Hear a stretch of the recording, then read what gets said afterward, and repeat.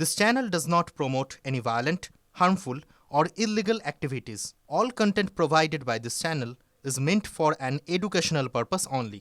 দেখুন, আপনি যদি ভাবেন যে আপনার শোবার ঘরে আগুন লেগেছে তাহলে বসার ঘরে লাগবে না, সেটা আপনার ভুল। নাশকতা, জঙ্গিবাদ বাড়লে, আতঙ্কবাদীদের রমরমা হলে সেটা ধীরে ধীরে ভারতবর্ষের প্রত্যেকটা প্রান্তরে ছড়িয়ে পড়বে, এটাই অত্যন্ত স্বাভাবিক। না, শুধু ওদের ভয় টয় পেলে হবে না। ওই সমস্ত ভয় পাচ্ছে, একটা ফোন করেছে বলে আমরা দুহাত তুলে নাচতে শুরু করব, এসব করলে হবে না। দীপু দাসের খুনি 7টাকে ধরেছি, এটা ধরাটা শুনতে পেয়েছেন, কখন ছাড়বে আপনি জানতে পারবেন না। এটা হবে না।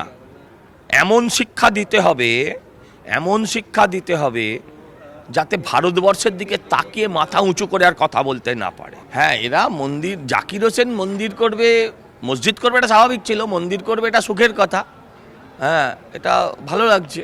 কিন্তু মন্দির আর মসজিদটাই সমাজের শেষ পরিবর্তন বা শেষ লক্ষ্য হতে পারে না।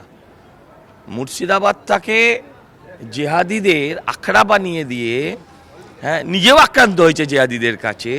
আজকে সেই লোকটা যদি বলে মন্দির বানাবো, মসজিদ বানাবো, আর যারা দেশদ্রোহী, যারা রাষ্ট্রদ্রোহী, যারা হিন্দুত্বে বিশ্বাসকারীদের হত্যাকারী, তাদের সমর্থন দেব, দুটো এক হতে পারে না।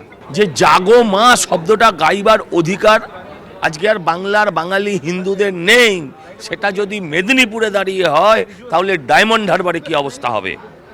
এরপরে তো শিল্পীরা গান গাইতে পারবেন না, তাদেরকে তো সিলেক্টিভ গান তৈরি করতে হবে। আজকে মুসলিমরা সেকুলারিজমের কথা বলছে, কিন্তু যেখানে মুসলিম মেজরিটি সেখানে সেকুলারিজম বলে কিছু নেই। এটা মেজরিটি হিন্দুকে, বাঙালিকে বুঝতে হবে।